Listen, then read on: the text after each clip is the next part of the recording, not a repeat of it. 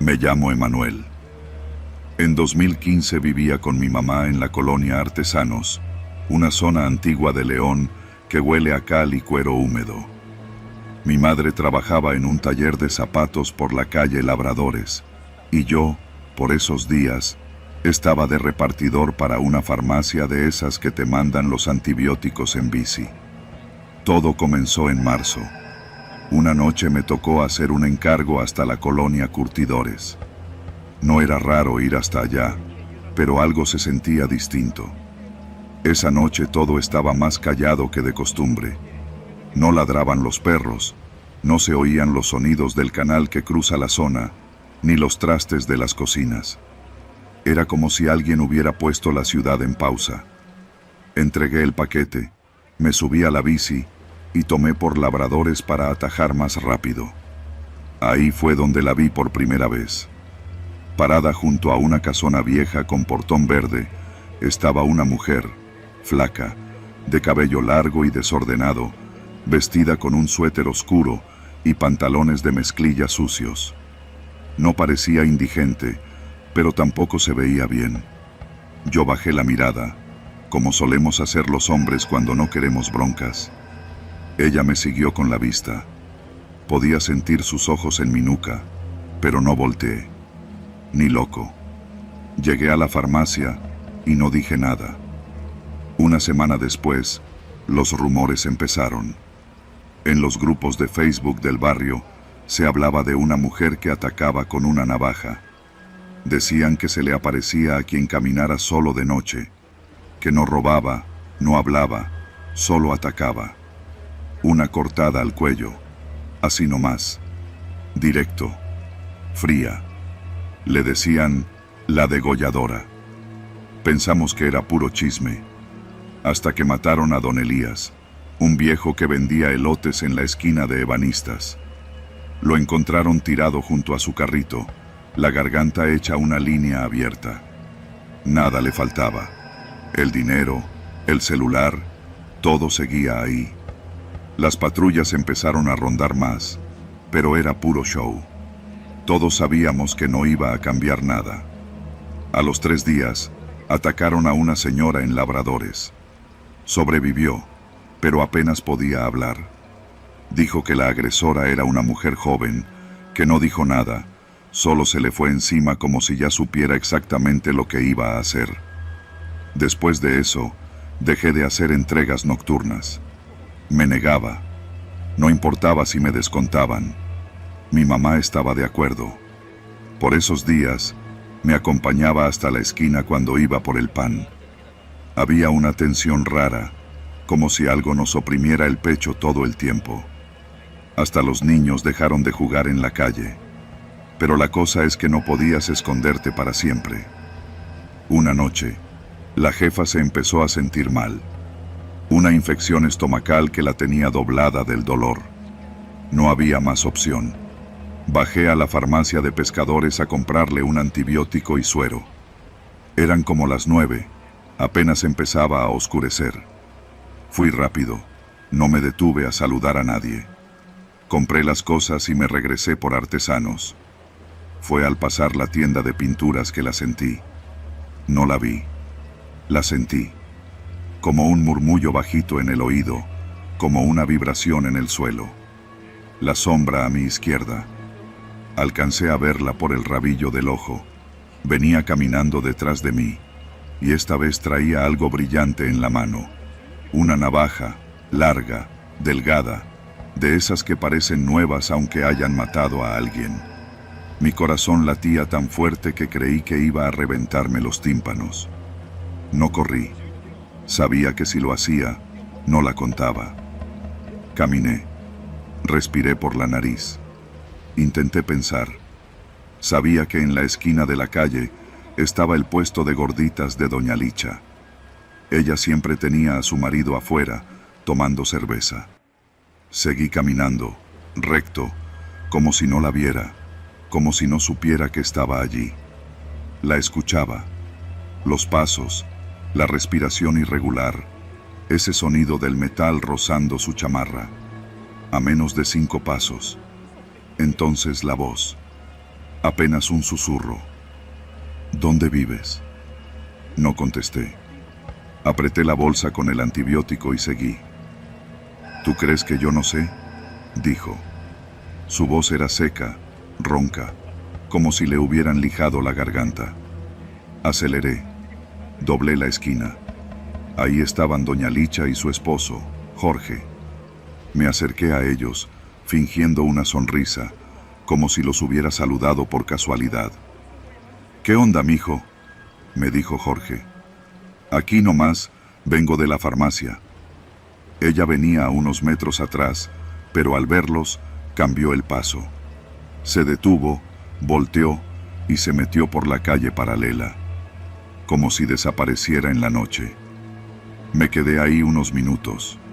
No dije nada. Solo me quedé, temblando por dentro.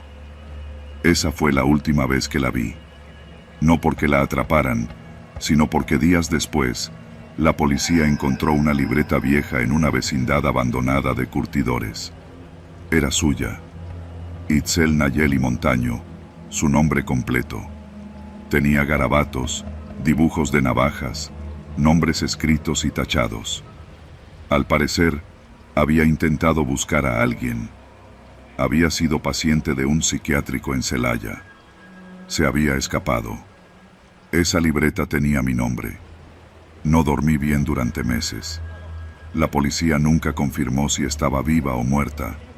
Nunca dijeron si la atraparon. Solo dejaron de aparecer muertos. Desde entonces no puedo caminar de noche solo. No importa la hora, no importa el barrio. Me sé observado, juzgado, elegido. Porque hay cosas que no necesitan fantasmas para dar miedo. Hay gente suelta, sin rostro, sin causa, que te puede destruir en silencio, con una navaja y una sonrisa. Y a veces, todavía sueño con su voz. ¿Dónde vives?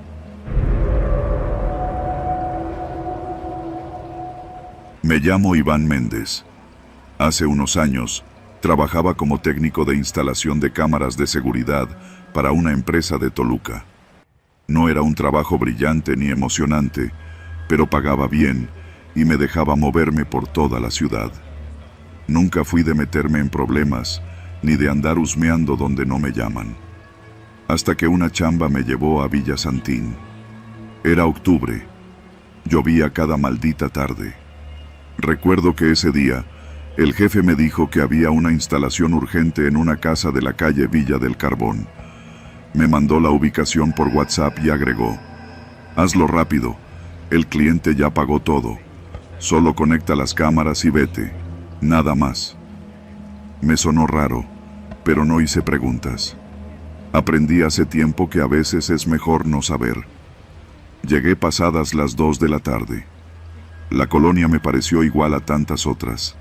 Casas con rejas altas, fachadas iguales, y una quietud que no me gustó. Lo raro fue que no había nadie en la calle. Ni un perro, ni una señora barriendo, ni niños jugando. Eso ya era bastante extraño. La casa no destacaba. Portón blanco, pintura gris, jardín descuidado. Toqué el timbre varias veces. Nadie contestó. Llamé al número del cliente y una voz de hombre me respondió seco: «La puerta está abierta. Pase». Así, sin decir su nombre ni saludar. «Solo pase». Me encogí de hombros y entré. Dentro olía raro, como a humedad y, no sé, carne vieja. Había muebles cubiertos con sábanas y las ventanas cerradas con cortinas gruesas. La luz era tenue, apenas lo suficiente para ver por dónde caminar. Pero ya había hecho instalaciones en peores condiciones. No me iba a poner quisquilloso. Las cámaras estaban nuevas, colocadas en cada esquina del techo, tal como lo habían especificado. Me puse a trabajar. Me tomó poco más de 1 hora. Mientras conectaba la última cámara, noté algo raro. Uno de los cuartos tenía la puerta entreabierta y desde adentro salía un sonido bajo, como si alguien respirara fuerte. Pensé que tal vez había alguien adentro.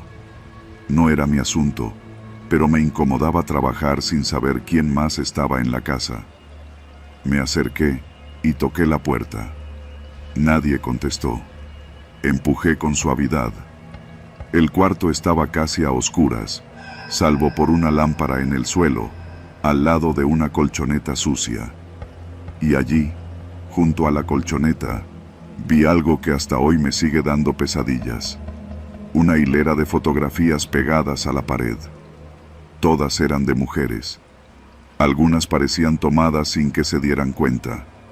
Otras, en interiores, en poses extrañas. Lo peor fue que muchas de esas fotos estaban marcadas con fechas escritas a mano. Fechas recientes. Salí del cuarto con el estómago revuelto. Quería terminar e irme. Mientras recogía mis herramientas, vi que una de las cámaras del pasillo comenzaba a transmitir. Mi celular vibró con la notificación del sistema. Cámara 2 activa. La abrí por reflejo. Y lo que vi me dejó paralizado. Había un hombre parado en la cocina. No lo escuché llegar. No lo vi moverse. Solo apareció, de pie, mirando directo hacia la cámara, como si supiera que yo estaba viéndolo desde el celular. Su rostro no mostraba ninguna emoción. Estaba inmóvil, como una estatua. Pero sus ojos, había algo profundamente roto en su mirada. Me asomé lentamente hacia la cocina, sin hacer ruido. No había nadie. La cámara seguía mostrando la imagen en tiempo real, pero el tipo ya no estaba. Entonces me di cuenta. La cámara de la sala también se había activado. La abrí de inmediato. Ahí estaba él otra vez, ahora más cerca, parado junto al sofá. No se movía. Solo miraba directo al lente. Sentí cómo me temblaban las manos. Decidí largarme. Ya había terminado la instalación y no me iban a pagar por quedarme. Caminé rumbo a la puerta principal, pero estaba cerrada con llave. Y yo no tenía llaves. La misma voz que me recibió al teléfono me dijo que ya estaba abierta, pero no era cierto. Toqué con fuerza, grité. Nada. Entonces oí pasos detrás de mí. Lentos, pesados. No quise voltear. No podía. Corrí hacia el pasillo, buscando otra salida. Al fondo había una puerta que daba a un patio trasero. Estaba atrancada con una cadena. Me giré, y fue entonces que lo vi. El hombre estaba al pie de las escaleras, observándome, sin moverse. Era alto, huesudo, con una camisa blanca manchada. Tenía algo en la mano. No pude ver bien qué era, pero supe que era pesado, como una herramienta. No sé de dónde saqué fuerzas, pero retrocedí hacia la cocina. Tomé un cuchillo del fregadero y me escondí bajo la barra. El corazón me golpeaba el pecho como martillo. Escuché cómo sus pasos se acercaban y luego se detenían. Se quedó ahí, del otro lado de la barra. No hablaba, no respiraba fuerte. Solo estaba. Un sonido me salvó. El ringtone de su teléfono sonó en algún lugar de la casa. Él se giró. Aproveché el momento y corrí hacia el cuarto del que había salido antes. Me encerré ahí. Puse la cama contra la puerta y marqué al número de emergencias. Estoy atrapado en una casa en Villa Santín. Hay un hombre aquí. No sé qué quiere, pero no me deja salir. Está armado. Por favor. Mi voz era apenas un susurro. La operadora me pidió mantener la calma y mantenerme a salvo. Dijo que ya estaban en camino. Mientras hablaba con ella, mis ojos se posaron en una caja de plástico debajo de una mesa. No quería abrirla, pero lo hice. Era como si algo dentro de mí supiera lo que iba a encontrar. Había ropa interior femenina, varios juegos. Algunas prendas estaban rotas. Junto a ellas, un teléfono celular con la pantalla rota y debajo, una libreta. La abrí temblando. Era un diario. o más bien, una bitácora, fechada, con nombres, descripciones y detalles que no quiero repetir, detalles de cosas que nadie debería escribir. Pasaron 15 minutos hasta que llegaron los patrulleros.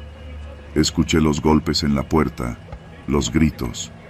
Me asomé por la ventana del cuarto y agité la mano. Rompieron la reja y entraron. El hombre no puso resistencia. Estaba sentado en el suelo, con la mirada fija en la televisión apagada. No hablaba, no reaccionaba, solo se dejó esposar.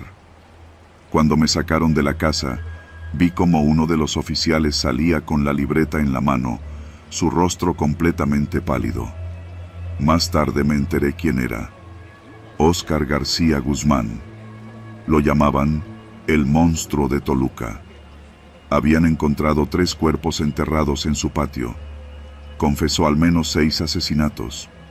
Uno de ellos, el de su propio padre.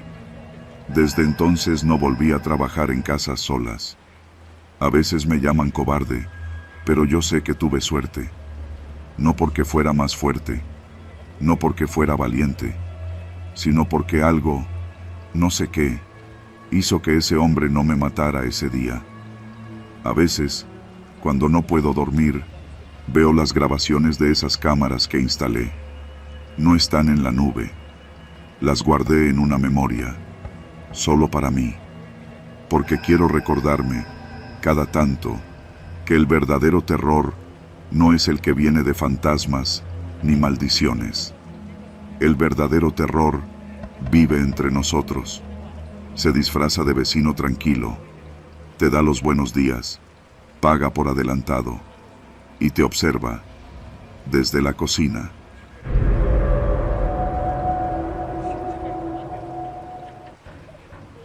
Siempre he dicho que la desconfianza es como un perro callejero. Si le das tantita atención, ya no se va. Pero si no le haces caso, tarde o temprano te muerde.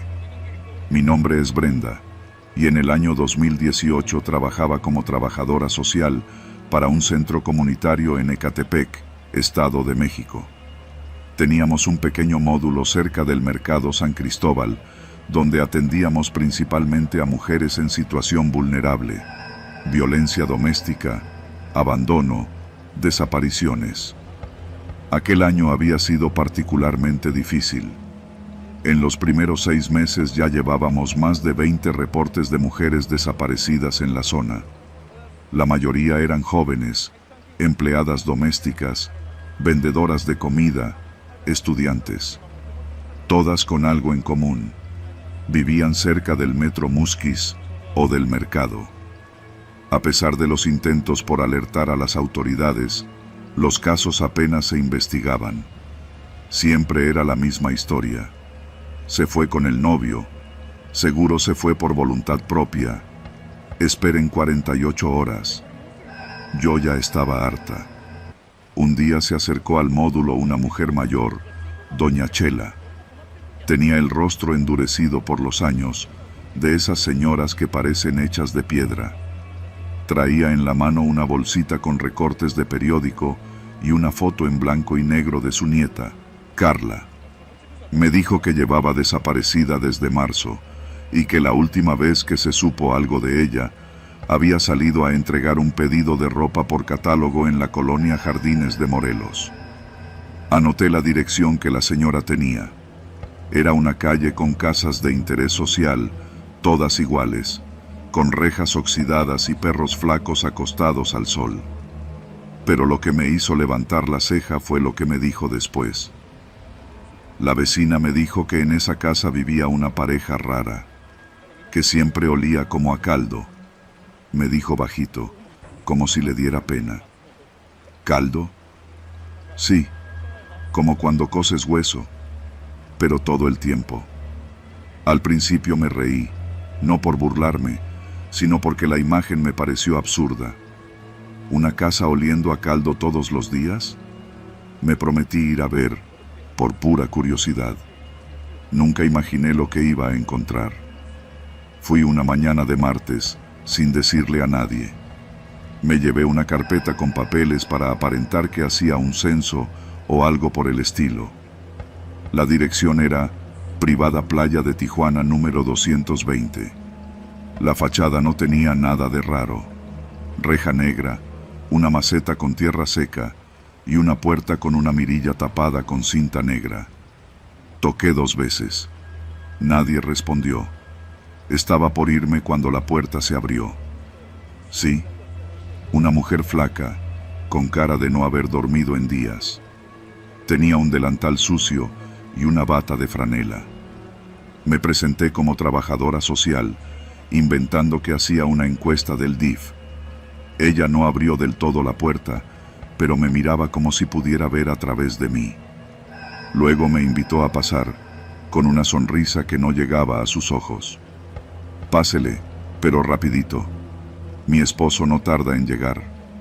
El interior de la casa era oscuro y olía raro. No a caldo, no exactamente. Era un aroma espeso, húmedo, como si algo se estuviera cocinando desde hacía días, pero sin apagar el fuego nunca. Vi una estufa vieja, ollas tapadas y un refrigerador pegado con cinta canela. Ella me ofreció asiento. Yo fingía tomar notas, preguntando cosas sin sentido. ¿Cuántos hijos tiene? ¿Trabajan ambos? ¿Reciben ayuda del gobierno? Ella respondía de forma automática, sin emoción, como si repitiera algo memorizado. Fue entonces que noté algo. Una caja de zapatos en la esquina del comedor, con unas etiquetas pegadas a mano. Me incliné un poco para ver mejor. Decía, Carla G. Marzo 2018. Se me paralizó el cuerpo. ¿Y esa caja? Ah, son cosas para vender. Mi esposo guarda cosas que encuentra. Contestó con desdén, como si no importara. Me disculpé con torpeza y salí de ahí en cuanto pude. Esa noche no dormí. Soñé con la mirada de esa mujer y con esa caja. Al día siguiente le conté todo a mi amiga Leti, que tenía una prima en la fiscalía. Le pasé la dirección, pero me dijo lo que ya sabía. Sin pruebas, no podían entrar. Me sentí impotente. Pasaron semanas. Un viernes por la tarde, cerca de Día de Muertos, fui al tianguis de la zona a comprar papel picado para el altar del módulo. Caminando por un pasillo estrecho, pasé junto a un puesto improvisado donde vendían tamales. Una mujer estaba sirviendo, y al verla, me detuve. Era ella, la mujer de la casa. ¿Tamalito de carne? Están buenos, mire, me dijo con la misma sonrisa vacía. Tragué saliva y dije que no, que ya había comido. Caminé rápido y me juré que no volvería a esa colonia nunca. Un par de días después, la noticia estalló. Detienen a pareja en Ecatepec por asesinato de al menos 10 mujeres. No lo podía creer. Era ella. Y él, un tipo gordo, con cara de cerdo y ojos pequeños, como ratones metidos en grasa. Juan Carlos Hernández. Su casa era un matadero, literal. Ahí encontraron restos humanos, ropa, identificaciones. Habían usado las partes de sus víctimas para hacer comida. Incluso confesaron que vendían carne preparada en tamales, como si fuera lo más normal del mundo. El mundo se me cayó encima. Revisé mis notas, la dirección, todo. Coincidía.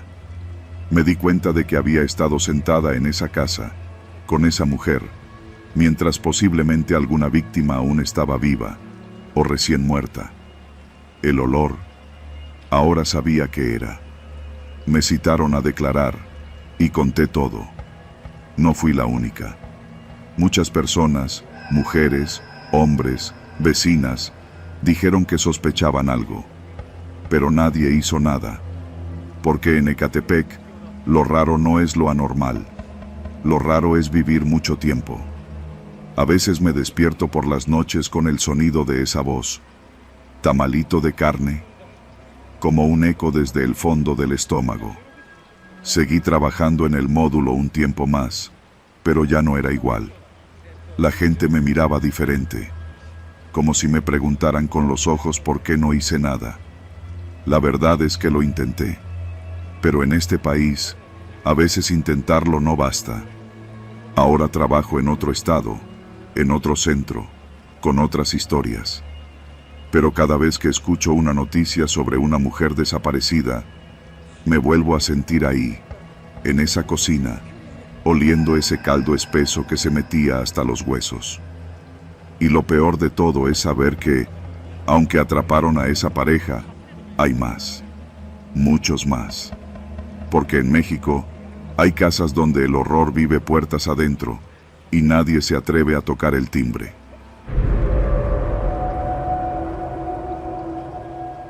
A veces me pregunto cómo es que no lo vi venir. Supongo que una parte de mí no quería verlo. Viví en Tlalnepantla toda mi vida.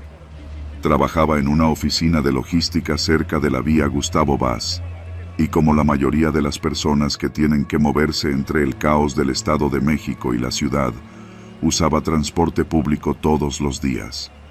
Siempre decía que me sabía de memoria cada micro que pasaba frente al Walmart de Valle Dorado, cada ruta que subía por periférico rumbo a Cuautitlán. Pero una cosa es saber las rutas, y otra muy distinta es saber con quién compartes el asiento. Era jueves. Lo recuerdo porque ese día me habían dicho que al fin me darían un aumento. Nada impresionante, pero suficiente para invitarme a un café del Seven en lugar de tomar el soluble de la oficina. Salí pasadas las 8 de la noche. Me entretuve chismeando con Ana, mi compañera de cubículo, hasta que se hizo tarde y el sol ya se había escondido detrás de las casitas apiñadas que se trepan al cerro de Chimalpopoca. Caminé hacia el paradero, que a esas horas ya tenía un aire espeso, una combinación de cansancio y desconfianza. Todavía había movimiento, pero la luz artificial no alcanza a esconder esa sensación pegajosa que se cuela entre las sombras. Tomé el micro en una de esas bases improvisadas donde los choferes se gritan entre ellos, anunciando destinos con la ventana bajada. Tultitlán, Tultitlán, directo a San Pablo, suba jefa, ya casi me voy. Me subí sin pensar mucho. El camión estaba casi vacío, apenas 3 pasajeros. Una señora dormitando cerca de la puerta, un chavito con audífonos al fondo, y yo que me senté a la mitad. El chofer era un tipo joven, más o menos de mi edad, con gorra de visera y una chamarra negra que parecía más gruesa de lo necesario. Lo único que me llamó la atención fue que no traía uniforme de ruta. Pensé que era un suplente o algo así, pero lo que me incomodó fue la manera en que me miró por el retrovisor. No era descarada, pero sí constante, como si estuviera estudiándome. Le resté importancia. El trayecto fue normal hasta que pasamos la López Portillo.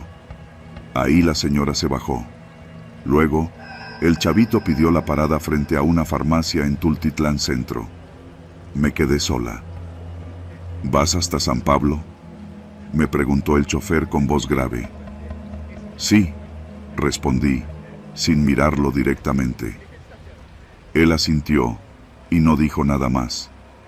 Pero en vez de seguir la ruta principal, se desvió por una calle lateral, de esas con baches que parecen heridas abiertas en el pavimento. El alumbrado era escaso y las casas se veían distantes, como si se replegaran ante la presencia del camión. ¿Por aquí no es, verdad?, pregunté con un tono más cortante. Es atajo. Esta calle me ahorra gasolina, respondió. Algo se tensó en mi pecho. Saqué mi celular y fingí estar mandando un mensaje, pero no tenía señal. Telcel nunca servía en esas zonas.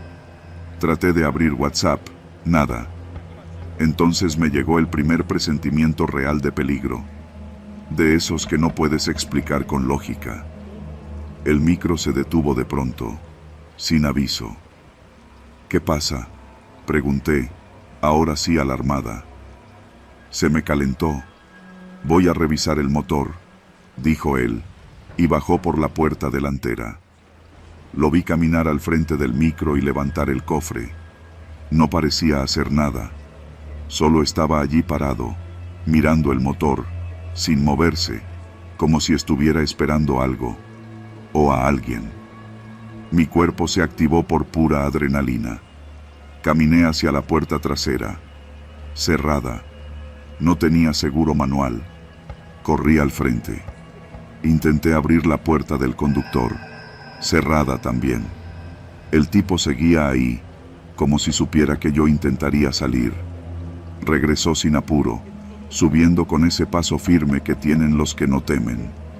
Yo retrocedí, buscando en mi bolsa un gas pimienta que llevaba por rutina. ¿Todo bien?, pregunté, mi voz ya temblando. Sí, pero va a tardar. Si quieres, baja un rato, dijo, sin mirarme.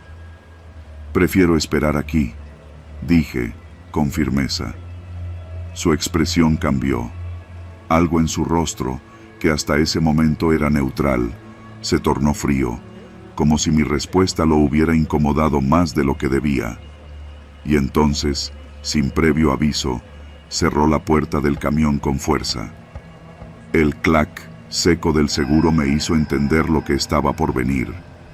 Corrí hacia la parte trasera, golpeando los cristales con la palma, gritando. Nadie. Las casas estaban lejos. La calle era un tramo de olvido. Él avanzó con calma, como quien ha hecho esto más de una vez. La sonrisa que se formó en su rostro era la más vacía que he visto jamás. No había deseo, no había emoción, solo rutina. No hagas esto, le dije, ahora llorando, temblando de pies a cabeza. Sacó algo del compartimento del tablero, un cuchillo, largo, filoso. En ese momento me di cuenta de que no era la primera, ni sería la última si no hacía algo. Fue mi miedo el que me dio fuerza. Le arrojé el gas directamente al rostro cuando se acercó. Gritó.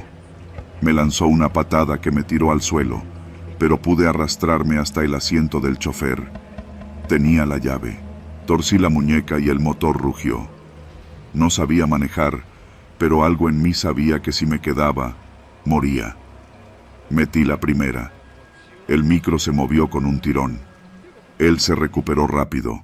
Venía tras de mí. Conduje como pude, pisando todo lo que estaba al alcance. No veía nada. Solo sentía su presencia detrás, su respiración, su rabia.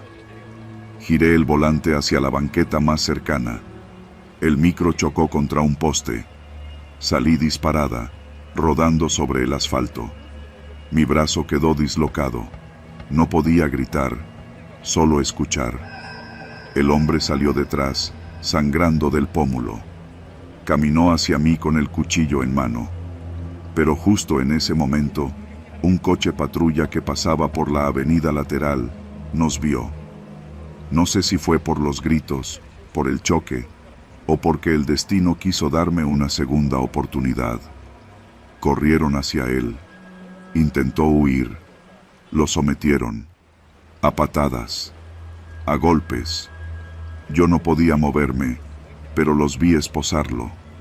Vi cómo gritaba que era inocente, que ella lo había atacado primero, que él solo era un chofer.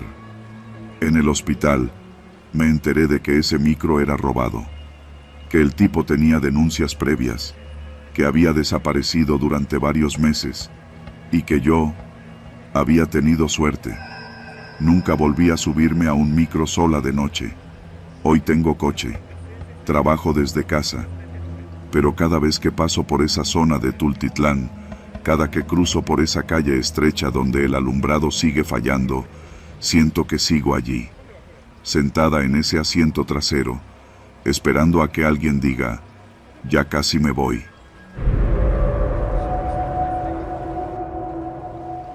Mi nombre no importa. Nunca fui nadie especial, Solo otro tipo del montón intentando sobrevivir en una ciudad que traga vivos a los que no están atentos. Era repartidor de cable en Atizapán de Zaragoza. De esos que cargan herramientas y escaleras en una camioneta destartalada, con el uniforme manchado de grasa y sudor, visitando casa tras casa bajo el sol o la lluvia. Aquella semana tenía varios reportes de fallas en una zona de casas viejas, cerca del mercado municipal, entre calles empedradas que conservaban el aire de los años 80. La colonia era tranquila, con vecinos de toda la vida, muchos jubilados. Me tocó revisar un cableado en la calle Margaritas, número 51, una casa de 2 pisos con fachada color crema y ventanales protegidos por rejas oxidadas. Tenía un jardín seco al frente y una entrada empedrada, medio cubierta por un toldo con moho. Cuando toqué el timbre, salió un hombre flaco, bajito, con la piel ceniza y mirada lánguida. Llevaba una camiseta blanca sin mangas y un pantalón de vestir con tirantes. Tenía una calvicie avanzada y su sonrisa era la de alguien que había aprendido a fingirla. Me dijo que se llamaba Andrés. «Pásele, joven, por aquí», me dijo en voz baja, apenas audible. Entré al pasillo que daba al comedor. Todo olía a humedad, a encierro. Las paredes estaban tapizadas con fotografías enmarcadas, imágenes borrosas de mujeres con rostros serenos, como retratos escolares. Sentí algo raro, pero lo atribuí a lo viejo del lugar. La caja del cable está por la cocina, allá en el fondo. Es que últimamente no agarra bien los canales. Mientras caminaba, vi que en una mesa cercana había una libreta abierta. Alcancé a leer palabras escritas con pluma azul. Yuritzia, cabello castaño, ojos dulces. No gritó tanto como las otras. Cerré la libreta sin que él lo notara. El estómago me dio un vuelco, pero me dije que quizá eran apuntes de una novela rara. No me gusta juzgar a la gente por sus gustos. Cuando llegamos a la cocina, el olor cambió. Ya no era humedad, sino algo más denso, metálico. La caja del cable estaba justo encima del refrigerador. Subí a revisar, evitando mirar demasiado alrededor. El refrigerador estaba lleno de imanes de tiendas viejas y un calendario de 2008. Todo estaba detenido en el tiempo. Andrés se quedó detrás de mí, observando, sin moverse. ¿Le falla alguna señal en especial?, pregunté. Las de películas, las que pasan cosas intensas, respondió, casi con una risa suave. No dije nada, solo quería terminar e irme. Mientras ajustaba un cable, vi que en el suelo de la cocina había una trampa vieja para roedores, pero con algo raro pegado. Un mechón de cabello oscuro, largo. Me bajé rápido de la escalera. Va a tener que venir otro técnico con una pieza. Esto no lo traigo en la camioneta, dije. Mentí. Solo quería largarme. Andrés asintió con esa misma sonrisa fingida. ¿Puede regresar mañana? Es que me gusta ver mis programas al anochecer. Me hacen compañía. Le dije que sí, pero no pensaba volver. Salí de la casa sintiendo que algo no estaba bien. Esa noche, ya en mi casa, no pude dormir. Las imágenes de la libreta y el cabello en la trampa me daban vueltas. Así que busqué su dirección en internet. No encontré mucho, hasta que escribí su nombre completo, Andrés Filomeno Mendoza. Lo que vi me dejó helado. Había una nota vieja en un periódico de hacía años. Andrés F.M., expresidente de Colonia, conocido por su amabilidad con vecinos. Nada raro. Pero después, encontré un hilo de una página de Facebook local. Una mujer escribió que su hermana había desaparecido tras una cita en esa misma calle. Otra publicó una foto frente a la casa. Aquí fue vista por última vez. Nadie confirmaba nada, pero todos los rumores apuntaban al mismo lugar. A la mañana siguiente, decidí ir a reportarlo.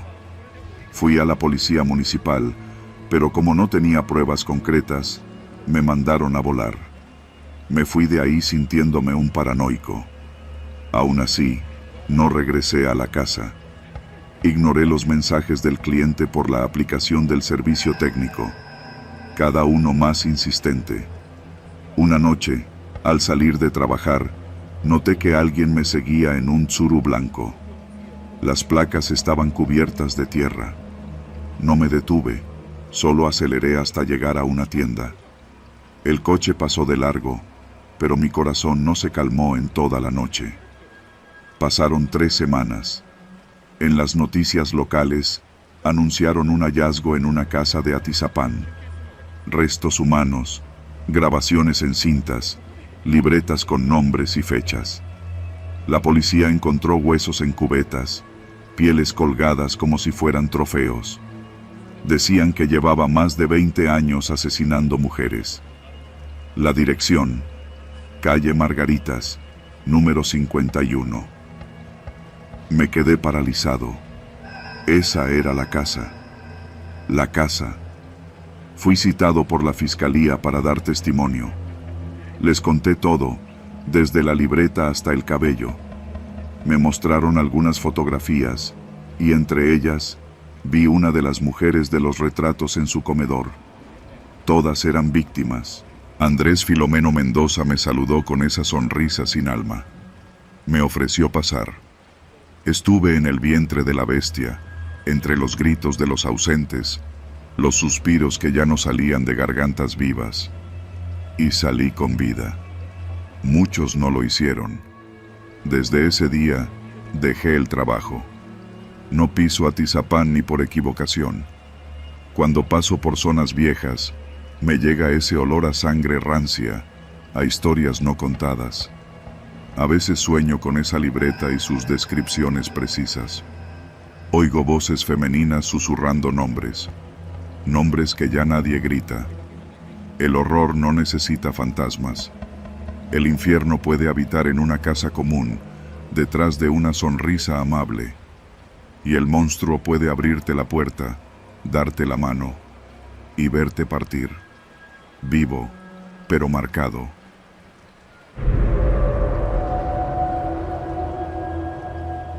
No sé en qué momento me convertí en alguien que duerme con un cuchillo bajo la almohada.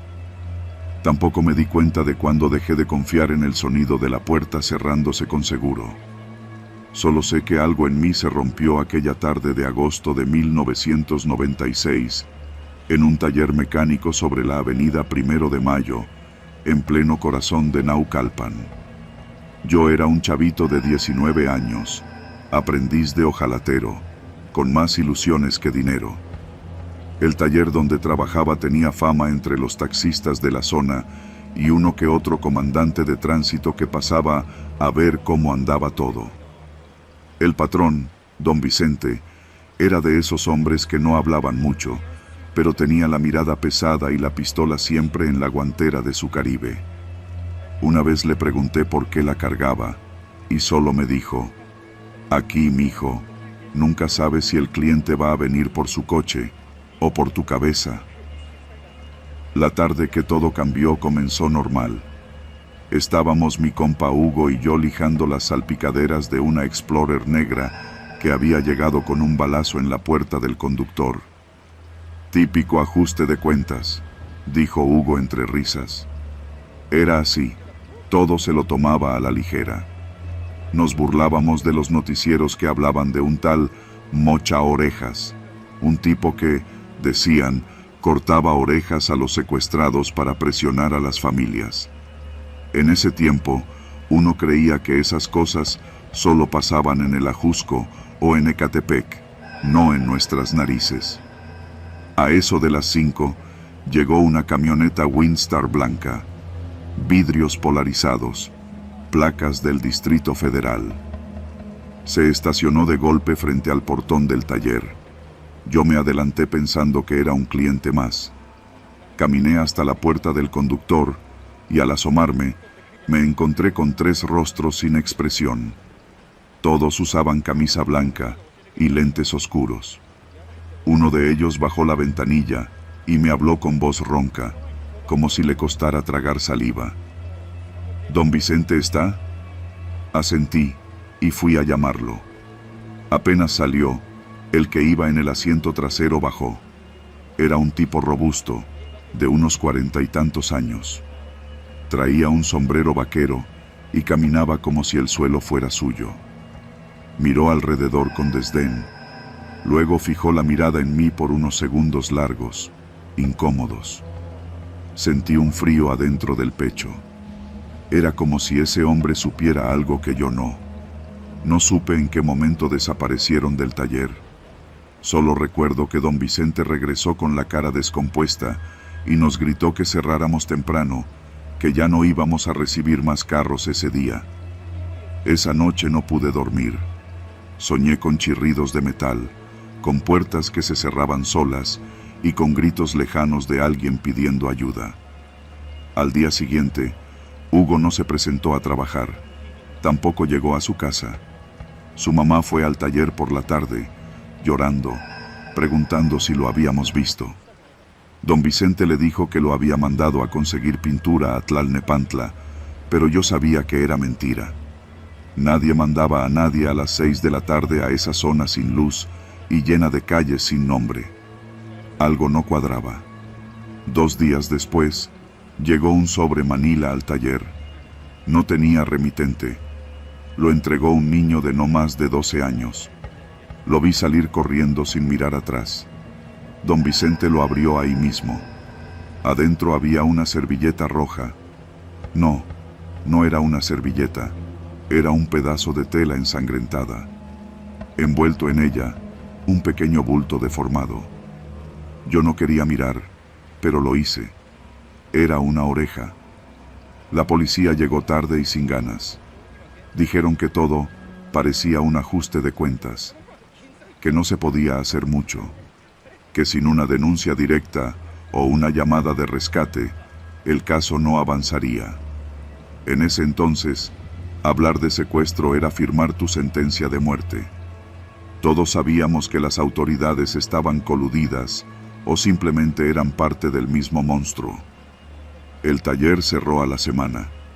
Don Vicente desapareció. Yo intenté seguir con mi vida, pero todo había cambiado. Me fui a trabajar a un taller más pequeño en San Bartolo. Dormía mal, me sobresaltaba con cualquier ruido, y cada vez que alguien se me acercaba por la espalda, sentía que el corazón se me quería salir.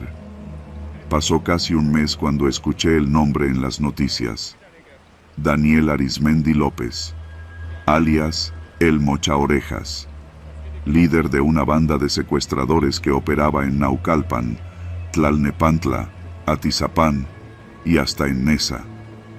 El reportero dijo que la banda estaba integrada por familiares y que habían encontrado un centro de operaciones en una casa cerca de Río Hondo.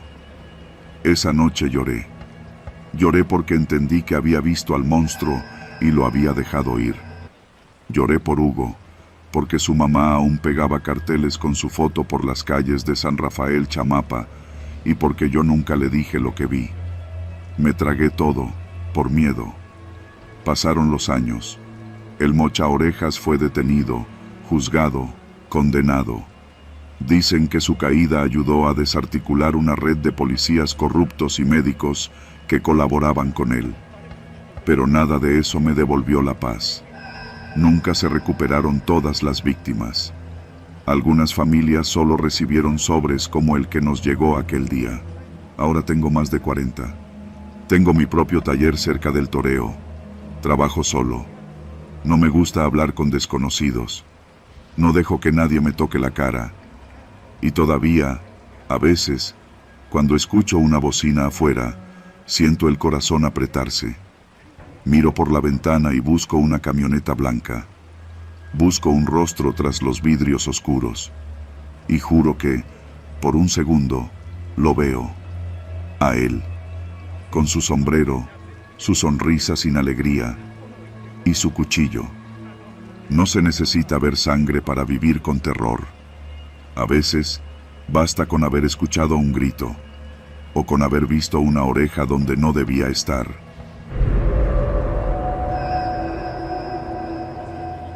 No me llamo como figura en las noticias. Me llamo Andrés, y no trabajo en ninguna embajada. Soy un chofer común de una aplicación, de esos que han visto de todo. Borrachos, infieles, parejas que discuten, tipos con maletines sospechosos y mujeres que te piden que las esperes por si acaso. En septiembre de 2016, sin saberlo, participé en algo que me cambió la vida. Algo que, aunque no pude evitar, me dejó con la culpa clavada en el pecho como un clavo oxidado. Aquella tarde había llovido. El pavimento de Insurgentes brillaba como espejo maldito y el tráfico se arrastraba como siempre. Estaba a punto de cerrar la aplicación y regresar a casa cuando me cayó una última solicitud. Zona de Polanco. Mujer, sola.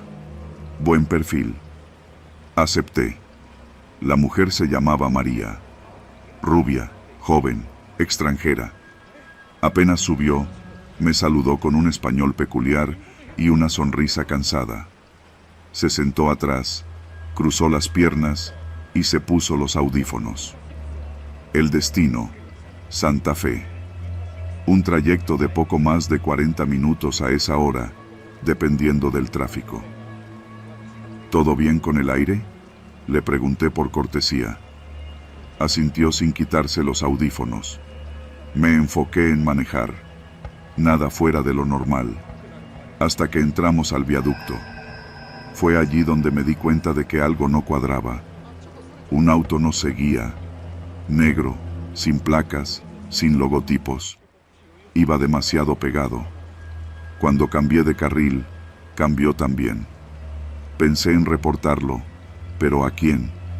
No tenía pruebas, solo una sensación, esa incomodidad que te hace sudar aunque tengas el clima en 20 grados.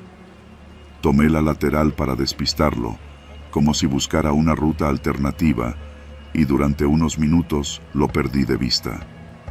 Pero apenas retomamos rumbo a la autopista hacia Toluca, volvió. Pegado como sombra, paciente como depredador.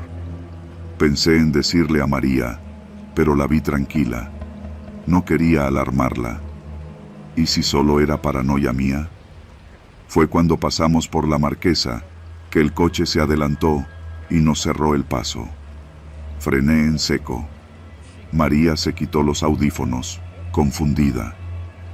¿Qué pasa?, preguntó, ahora sí con acento marcado. No alcancé a responder. Dos hombres bajaron del auto negro. Uno tenía una pistola, el otro un rostro que todavía veo en pesadillas. Golpearon la ventana. Grité que no traíamos nada, que era un error. Me bajaron primero. Me golpearon. Me quitaron el celular y me arrojaron al suelo. A María la sacaron a la fuerza, entre gritos en un idioma que ella apenas entendía. Ella forcejeaba, gritaba mi nombre, que ni siquiera sabía. La metieron en su coche y arrancaron. Tardé más de 10 minutos en reaccionar. Otro auto se detuvo, un trailero. Me ayudó a llamar a la policía, a mi familia, a la plataforma. Pero ya era tarde. En menos de 20 minutos, María Villar estaba desaparecida. La policía no tardó en llegar, pero sí en actuar. Me interrogaron durante horas. Me llamaron sospechoso, cómplice, ignorante. No dormí esa noche ni muchas después. Pasaron los días y la noticia se regó como gasolina. María Villar desaparecida. Sospechan de secuestro express. Rastro se pierde rumbo a Toluca. Yo sabía a dónde iban, o al menos sospechaba. Santiago Tianguistenco.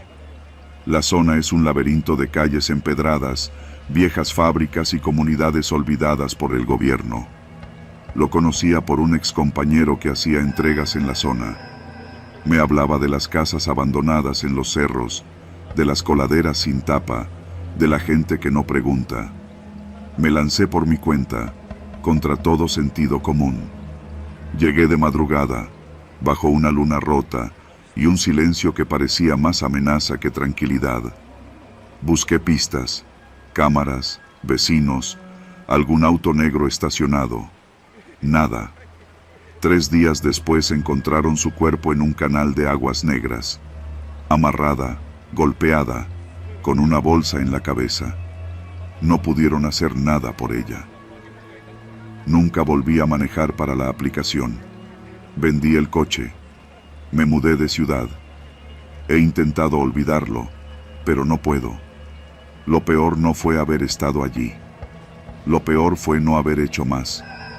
Esa noche tuve el impulso de desviarme, de pedir ayuda, de detenerme antes. No lo hice. Pensé que no era nada. Pensé que no era mi problema. A veces la gente no entiende que el miedo no siempre se muestra como gritos o sangre. A veces se manifiesta en decisiones pequeñas, en no actuar, en ver sin intervenir. Pasaron los años. Cada septiembre, regreso en mi cabeza a ese trayecto. El pavimento mojado, el coche negro, su mirada cuando me arrancaron del volante. En Santiago Tianguistenco, no hay monumentos ni placas por ella. Solo un terreno baldío donde alguna vez brotó un cuerpo que no debió haber muerto. Y yo sigo aquí, escribiendo esto, sin saber si lo hago para desahogarme o para advertir. Porque el verdadero horror no vive en las sombras. Vive en el silencio de quienes pudieron evitarlo y no lo hicieron.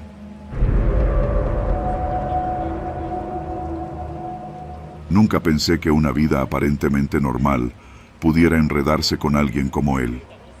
Yo vivía en Naucalpan desde siempre, en una unidad habitacional de esas que parecen cortadas con la misma regla. Edificios grises de 4 pisos, escaleras con barandales flojos, tienditas en la planta baja donde todos nos conocemos, aunque no nos saludemos. Me llamo Marco, y aunque me da miedo contarlo, creo que necesito sacarlo. Trabajaba como valet parking en un antro de zona azul. No era un empleo formal, más bien un paro que me hacía un primo que era cadenero. No tenía contrato, pero sí propinas, y eso me alcanzaba para mantener a mi madre enferma y a mi hermana menor. En esos días, a mediados de mayo de 2024, Naucalpan estaba caluroso, pero no por el clima. Se hablaba mucho de un caso que había salido en las noticias. Fofo Márquez, ese influencer ridículo que se grababa cerrando avenidas y lanzando billetes en centros comerciales, había sido detenido por golpear a una mujer en un incidente de tránsito. La quería matar, decían. Yo no era de seguir a influencers, pero a ese tipo lo conocíamos todos, aunque fuera por los memes.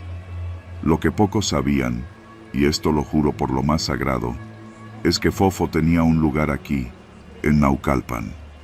No era su casa principal, claro, pero tenía un departamento de esos nuevos, cerca de Lomas Verdes, en un edificio moderno que contrastaba con el resto del paisaje. Se rumoraba que lo usaba para fiestas privadas, para desconectarse. La noche que cambió mi vida, un viernes, todo comenzó como siempre. Mucha gente con billetes y pocas neuronas. Alrededor de las 11, llegó una camioneta negra, de esas de lujo, con los cristales polarizados. Se bajaron 3 tipos. Uno de ellos, flaco, con lentes oscuros aunque era de noche, y una sonrisa que no le combinaba con la cara. Lo reconocí de inmediato. Fofo Márquez. No dije nada, solo tomé las llaves y moví su camioneta. Mis manos temblaban, no por admiración, sino porque lo que se decía de él me dejaba incómodo. No era un chavo fiestero más. Ese tipo estaba mal. Adentro del antro, el ambiente se volvió tenso desde que entraron. No eran ruidosos, pero los demás clientes los evitaban. Él tenía una mirada como de niño malcriado con poder. La clase de persona que sonríe mientras hace daño. La clase de tipo que siente que el mundo le pertenece. A eso de la 1 de la madrugada, vi cómo salían. Fofo iba con una chava, una morra alta, delgada, claramente ebria. Ella no se veía contenta. Lo empujó y le dijo algo que no alcancé a oír. Él solo se rió y le habló al oído. Ella negó con la cabeza. No pasó ni medio minuto cuando escuché un golpe seco. Me giré y vi cómo la había empujado contra la puerta de la camioneta. La cabeza le rebotó. Nadie más reaccionó. Nadie. Yo tampoco me moví. Era como si todo el mundo tuviera miedo o se hiciera pendejo. Ella cayó al piso. Fofo la miró desde arriba y le dijo algo. Luego se subió al asiento del conductor y la dejó ahí. Uno de sus amigos se agachó, la revisó rápido y como si no fuera nada, la arrastró hasta la banqueta. La dejaron tirada como basura. Corrí hacia ella. Sangraba de la nariz. Respiraba. Pedí ayuda al guardia del antro, pero me dijo que no me metiera. No sabes con quién te estás metiendo, Marco, me dijo. Esa frase me perseguiría durante semanas. Llamé a una ambulancia. Me dijeron que ya iban en camino. La policía nunca llegó. La chica, que luego supe se llamaba Jimena, fue llevada al hospital de traumatología. Tuvo una fractura de cráneo leve. Y aunque sobrevivió, nadie quiso declarar en su favor. Nadie, excepto yo. Me citaron a declarar días después. Cuando los medios filtraron que yo era testigo, empecé a recibir mensajes extraños en mis redes sociales. Cuentas sin nombre me mandaban fotos mías afuera de mi edificio, comentarios como, cuida a tu familia, sabemos dónde vives. Fui con la policía. Me dijeron que debía cuidarme, que probablemente no pasaría nada, pero que mejor me mantuviera fuera de foco. No podían asignarme protección. No era una celebridad, no era rico, solo un testigo. Y entonces comenzaron los problemas reales. Una noche, al regresar a casa, vi que mi perro estaba muerto en la entrada del edificio. Lo habían ahorcado con su propia correa. Nadie vio nada. Nadie escuchó nada. Unos días después, una camioneta oscura me siguió desde mi trabajo hasta mi casa. Tomé rutas distintas, di vueltas, pero no se iba. Solo cuando llegué al puesto de tacos de Don Efra, con gente alrededor, desapareció. Una madrugada, alguien rayó la palabra sapo en la puerta de mi departamento. Mi madre ya no dormía bien. Mi hermana lloraba por cualquier cosa. Yo empecé a llevar un cuchillo conmigo, aunque no sabía usarlo. Solo lo tenía por si acaso. A pesar de todo, no retiré mi testimonio. Y entonces pasó lo inesperado. Fofo Márquez fue sentenciado. 17 años. Las redes estallaron. Muchos lo defendían. Otros celebraban. Yo solo sentí alivio, pero también una creciente ansiedad. Porque si él iba a estar encerrado, ¿quién seguía moviendo los hilos afuera? Una semana después del fallo, alguien tocó mi puerta a las 3 de la madrugada. No abrí. Apagué todas las luces. Escuché pasos. Luego silencio. Después, un papel por debajo de la puerta. En él, escrito con marcador negro, decía: esto apenas empieza. Fui con las autoridades. Me dijeron que no podían hacer nada si no había una amenaza directa o evidencia de intento de daño. Me sugirieron mudarme. Me sentí abandonado. La solución la encontré por mí mismo. Me fui. Vendí todo lo que tenía, recogí a mi madre y a mi hermana y nos mudamos a León, Guanajuato. No avisé a nadie. Cerré mis redes. Cambié mi número. Empecé de cero. Han pasado 6 meses. Nadie nos ha encontrado. Pero a veces, cuando salgo a la tienda, siento que alguien me observa. Como si la sombra de ese tipo, aunque encerrado, siguiera extendiéndose más allá de los barrotes. Aún tengo pesadillas con su risa, con sus ojos vacíos, con la sensación de impotencia que sentí al ver cómo la impunidad se paseaba entre nosotros, como si tuviera permiso. Yo sobreviví, sí, pero no sin marcas. No hace falta que los monstruos tengan colmillos o garras. Algunos se visten con ropa de diseñador y se graban mientras destruyen todo lo que tocan.